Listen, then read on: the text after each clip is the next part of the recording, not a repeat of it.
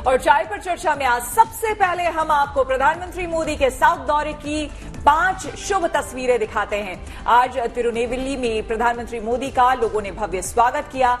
मोदी भी पब्लिक से पूरी गर्मजोशी के साथ वहां पर मिले। साथ ही प्रधानमंत्री मोदी ने तुतुकुड़ी में भारत के पहले हाइड्रोजन हब पोर्ट का उद्घाटन किया। इसके अलावा उन्होंने भारत की पहली हाइड्रोजन ईंधन फेरी को भी लॉन्च किया। बताया जा रहा है कि ये फेरी जल्द ही काशी में गंगा में चलेगी। इसके अलावा प्रधानमंत्री ने इसरो के दूसरे स्पेस पोर्ट कॉम्प्लेक्स का शिलान्यास भी किया। अगले 2 साल में इसरो यहां से SSLV लॉन्च करने की तैयारी में है। इससे पहले कल प्रधानमंत्री ने मदुरई के मीनाक्षी सुंदरेश्वर मंदिर दर्शन किए, जो वहां पर जर्मन सिंगर आपने सुना होगा कसांड्रा माई स्पिटमैन से वहां पर उन्होंने मुलाकात की और उनसे सुरीली भजन भी वहां पर सुनी, जो काफी चर्चा में है, एक तरह से वायरल हो गई है। उसकी तस्वीरें भी हम आपको दिखा रहे हैं। तो प्रधानमंत्री की साउथ दौरे की ये 5 शुभ तस्वीरें शुभ खबर के साथ। प्रधानमंत्री नरेंद्र मोदी ने तमिलनाडु के थूथुकुडी जिले में इसरो के दूसरे स्पेस पोर्ट का शिलान्यास किया है, यानी कि कुलसिरापट्टिनम अब दूसरा श्रीहरिकोटा बनने जा रहा है।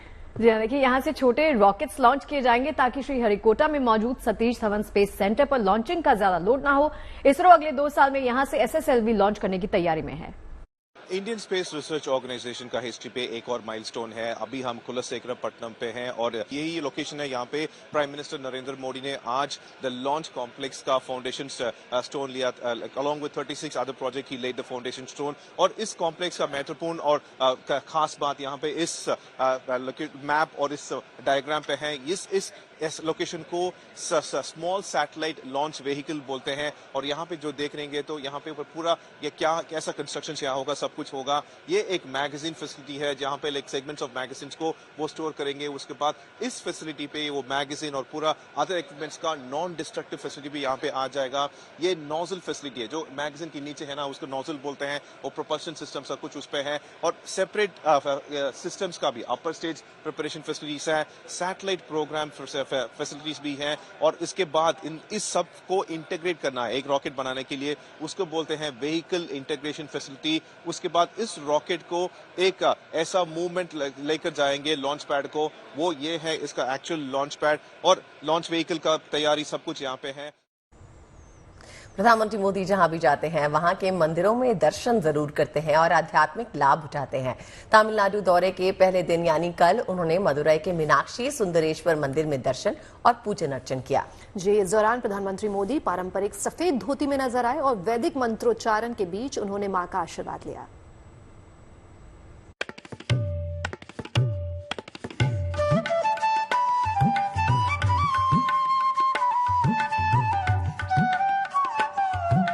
प्रधानमंत्री मोदी कुछ इस तरह पूरी आस्था के साथ मदुरई के मीनाक्षी सुंदरेश्वर मंदिर पहुंचे। वो पारंपरिक सफेद धोती में नजर आए और इस दौरान उन्होंने वैदिक मंत्रोच्चार के बीच पूजा की।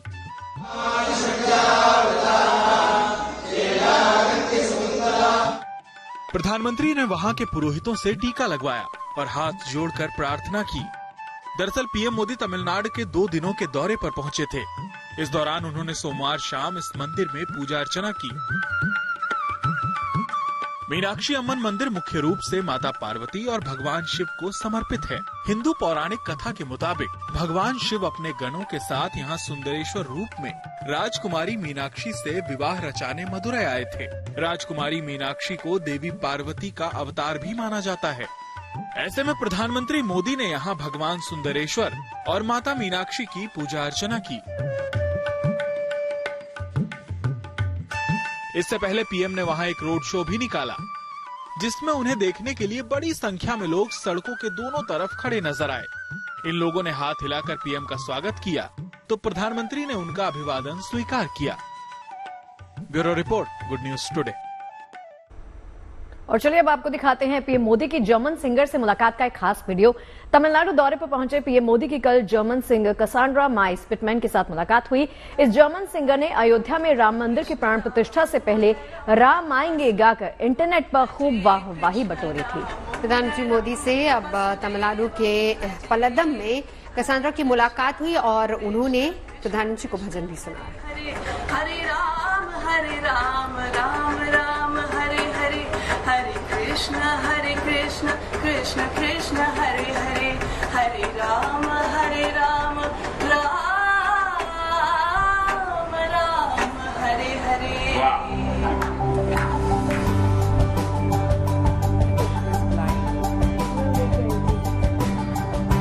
Great opportunity to see you here. So you want lotus? Yes. No, lotus is a symbol of my party. I must congratulate you. The way in which you have taken care of her. Stand. We feel proud.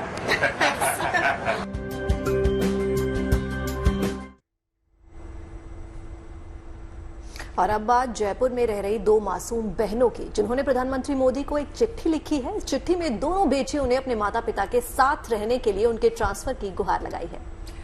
दरअसल आपको बता दें कि दोनों बहनें माता पिता की नौकरी की वजह से उनसे दूर रह रही है। पिता की पोस्टिंग कहीं है तो मां की पोस्टिंग कहीं और पढ़ाई की वजह से दोनों बहनें जयपुर में चाचा चाची के पास रहती हैं।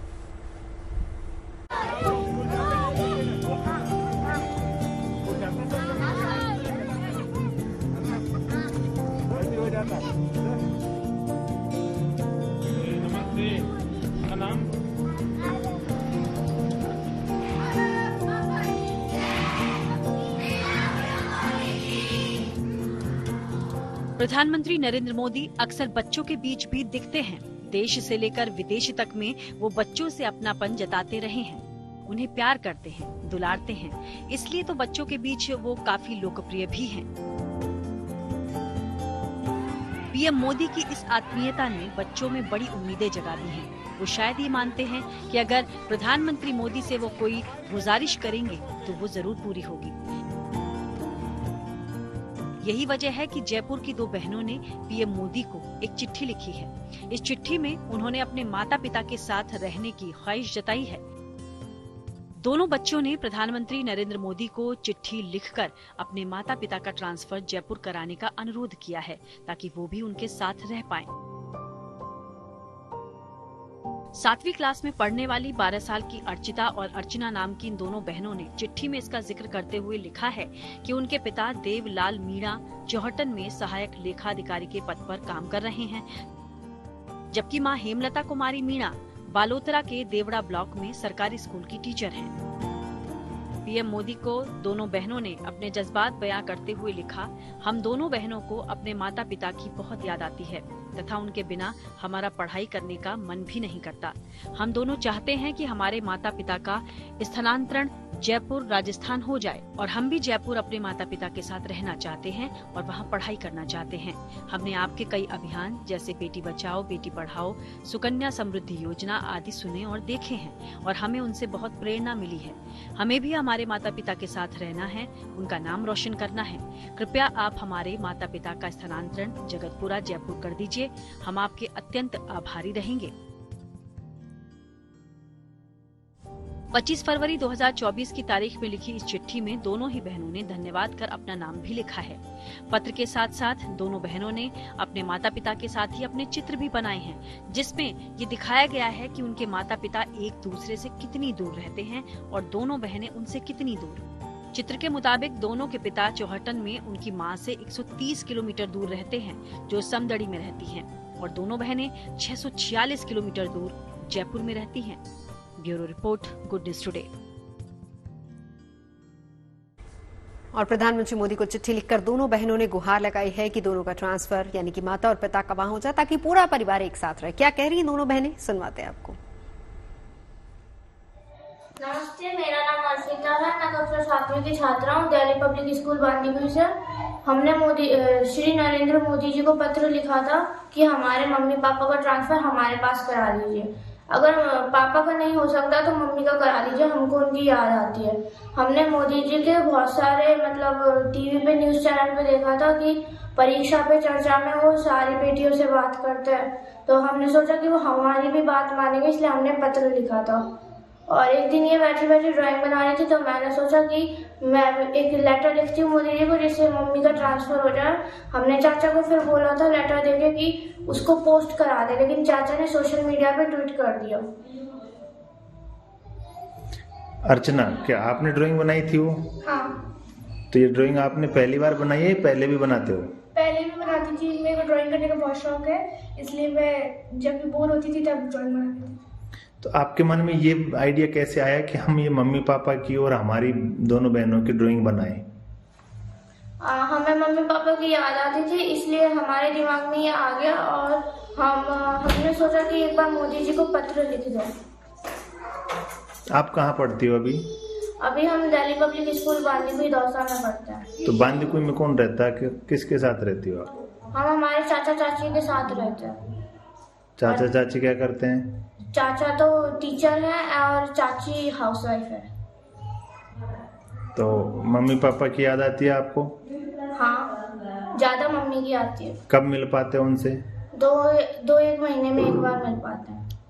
तो आपकी जब छुट्टियां आती है तो आप मम्मी पापा के पास जाते हो या वो आपके पास आते हैं? हम भी उनके पास चले जाते हैं और वो भी हमारे पास आ जाते हैं। तो अब आपको क्या उम्मीद है कि ये लेटर लिखने के बाद ये न्यूज चैनल पर, सोशल मीडिया पर वायरल हो रहा है, तो आपको लगता है क्या कि आपकी मम्मी पापा का ट्रांसफर हो पाएगा? अगर पापा का नहीं हुआ तो मम्मी का तो हो ही पाएगा। हमारे पास करा दो, जिससे हम मतलब हमको बहुत अकेला फील होता है। आपको उम्मीद है कि प्रधानमंत्री जी से कि वो आपकी बात सुनेंगे?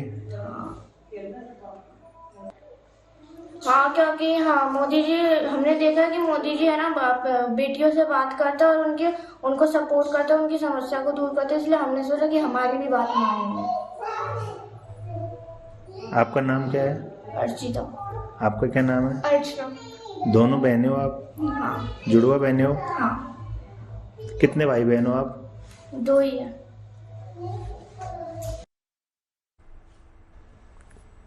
देश के कई हिस्सों में इन दिनों बोर्ड परीक्षाएं चल रही हैं। ऐसे में अक्सर ये देखने में आता है कि बच्चे इसको लेकर काफी दबाव ले लेते हैं, लेकिन इस दबाव की जरूरत होती नहीं है। इसी बात को अलग तरीके से समझाने की कोशिश हो रही है।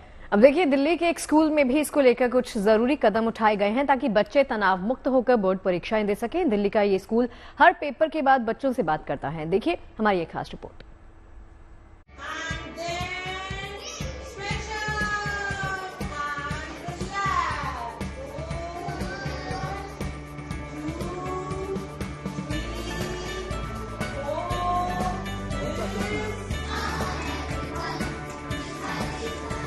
स्कूल में छोटे बच्चों का कुछ इस तरह से हौसला बढ़ाया जा रहा है।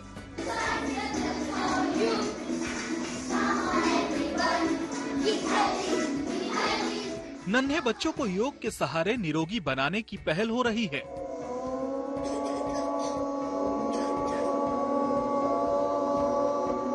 छोटे बच्चों के लिए खास तरीके अपनाए जा रहे हैं। तो बड़े बच्चों का तनाव दूर करने के लिए इसी बाल भवन पब्लिक स्कूल में एक हेल्प डेस्क बनाई गई है, जहां बैठकर टीचर उन बच्चों को रोज फोन करते हैं जिनका या तो बोर्ड एग्जाम था या फिर एग्जाम होने वाला है। मैम, बिकॉज जैसे हिंदी के पेपर में भी it was lengthy paper, but मैंने फिनिश कर लिया था। बट मैम, एक पेपर में I wasn't able to complete my all questions and I felt कि मैं कर सकती थी बट मैं नहीं कर पाई। टाइम की प्रॉब्लम आई थी। सो इसके लिए बेटा नेक्स्ट एग्जाम में आपने क्या करना, अपने साथ में वॉच लेके जानी है। तो वॉच को थोड़ा सा अहेड, आपको टाइम का भी आपको स्टार्टिंग से पेस रखना है ताकि एंड में आप मैनेज कर पाओ। यानी इसमें बच्चों से उनके पेपर के बारे में पूछा जाता है कि उनका एग्जाम कैसा हुआ है। अगर कोई बच्चा परेशान होता है तो उसे प्रेरित किया जाता है। इस तरह से बच्चे भी स्ट्रेस फ्री यानी तनाव मुक्त महसूस करते हैं। किसी बच्चे को घबराने की कोई बात ही नहीं है और अपॉर्चुनिटीज इतनी हैं। अपना अगर टैलेंट आइडेंटिफाई कर लिया तो मुझे नहीं लगता कि किसी बच्चे को किसी भी तरीके का स्ट्रेस या एंजाइटी लेने की रिक्वायरमेंट है। बेसिकली टीचर्स को अभी जो गाइडेंस दी गई है वो ये दी गई है कि बच्चों से ये जरूर पूछे कि उनका पिछला एग्जाम कैसा हुआ है। तो कई बार क्या होता है कि जब पिछला एग्जाम खराब हो जाता है तो वो अगले एग्जाम की तैयारी के लिए 2 दिन खराब कर देते हैं और सोते रहते हैं, खाना नहीं खाते हैं, बातचीत नहीं करते हैं। तो बच्चों से उनका एक रुझान लेना कि उनका एग्जाम कैसा हुआ है और उनको ये बताना कि 5 नंबर 10 नंबर से जिंदगी नहीं बदलने वाली है। आगे बढ़ें, अगले पेपर की तैयारी करें और उसमें अच्छा करें। क्या पता जो पीछे रह गया है वो आप आगे उसको पूरा कर सकें।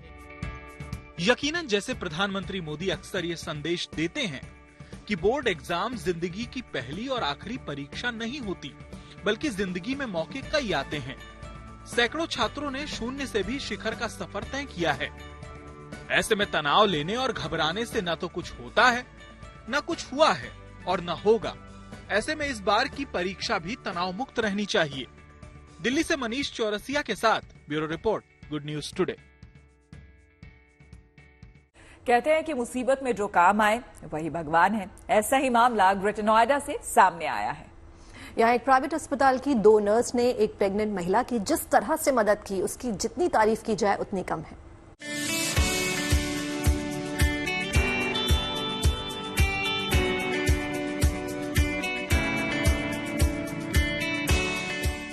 अस्पताल के बिस्तर पर लेटी रोशनी के चेहरे पर अब चमक लौट आई है।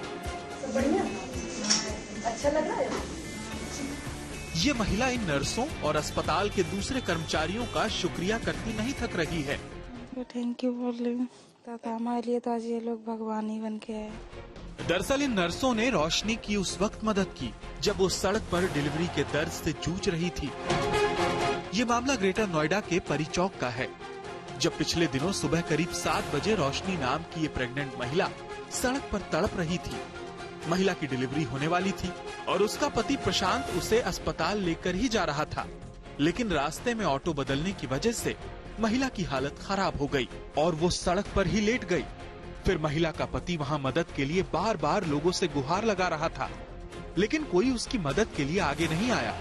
तभी वहाँ से गुजर रही शारदा अस्पताल की 2 नर्सें ज्योति और रेनू ने इनकी मदद की और बिना समय गंवाए वहीं सुरक्षित डिलीवरी करवा दी।